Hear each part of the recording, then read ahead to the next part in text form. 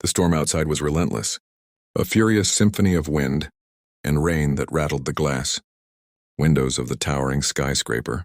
Inside the sleek office of Marlowe, Enterprises was silent, except for the rapid tapping of heels against marble floors and the occasional hum of fluorescent lights. At the center of it all, trapped behind layers of glass and steel, was Victoria Marlowe, the formidable, fiercely independent CEO, known for her sharp intellect and icy demeanor. Yet at this moment she was anything but composed. Her usually flawless posture was slumped, her perfectly tailored suit damp, from rain that had somehow seeped through the shattered window. "Please, don't hurt me. I can't walk," she whispered, her voice trembling in a way that no boardroom had ever heard. The words barely escaped her lips before the man in the doorway stepped closer. He was nothing like the polished executive she was used to, rugged, with calloused hands and eyes that seemed to hold storms of their own. A single dad, as she would later learn, whose life had been defined not by luxury or ambition, but by the simple, raw struggle of raising 2 children alone. The air was thick with tension, every heartbeat echoing like a drum beat in the empty office. And yet when he extended his hand, offering her help, there was an unspoken promise in the gesture that everything could change. Victoria hesitated. Pride, stubbornness, and a lifetime of self-reliance screamed at her to refuse, but desperation, sharp and unforgiving, overpowered her instincts. She allowed herself to be lifted, the warmth of his hands grounding her against the chill of fear. Little did she know that this single act, the single dad who had appeared like a storm-calmed hero in her chaotic life, would unravel everything she thought she knew about power, control, and love. Outside, the world raged, but inside, a fragile, unsteady trust began to form, bridging the gap between a woman who had always led and a man who had only ever protected. As he carried her down the spiraling emergency staircase, every step seemed to echo with the weight of their worlds colliding, each footfall a rhythm of change.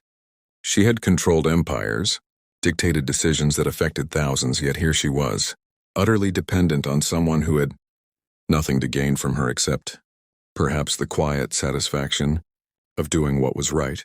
And he, in turn, felt something unfamiliar, a stirring of responsibility, not just for the safety of a stranger, but for the life that might intertwine with his own in ways he hadn't anticipated. The rain outside pelted down harder, like a drum roll announcing that life, unpredictable and relentless, had just rewritten its rules. Victoria, usually composed and commanding, felt herself trembling not only from fear but from a strange, unnameable anticipation. She glanced at him, his rugged face set with determination, eyes that softened only when they met hers, and realized that the man who had walked into her office not minutes ago, and who now carried her like a fragile burden, might just be the one who could undo the walls she had built so meticulously around herself.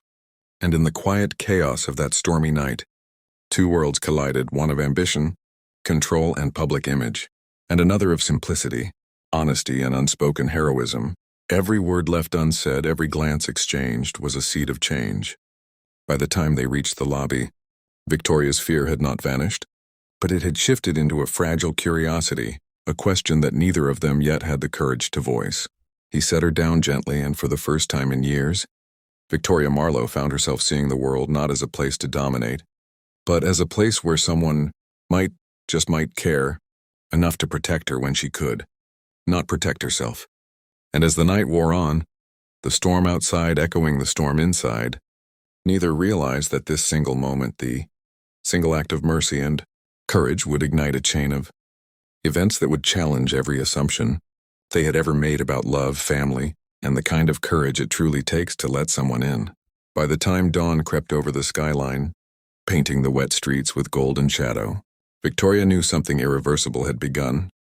The single dad had changed everything, and neither of them would ever be the same.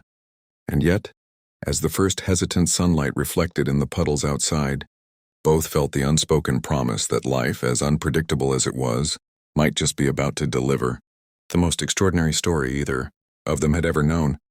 That morning, Victoria walked away from the wreckage of her old control, her steps tentative but forward-moving, her mind buzzing with questions and possibilities, and somewhere in the distance, a father watched his children sleep, unaware that the stranger who had entered his life in The dead of night would soon challenge his understanding of love, trust, and the family he thought he had built for himself. But as the storm subsided, the air smelled of wet asphalt, hope, and change. And in that scent, in that fragile peace, both of them sensed it. The world had shifted, and nothing would ever be the same again.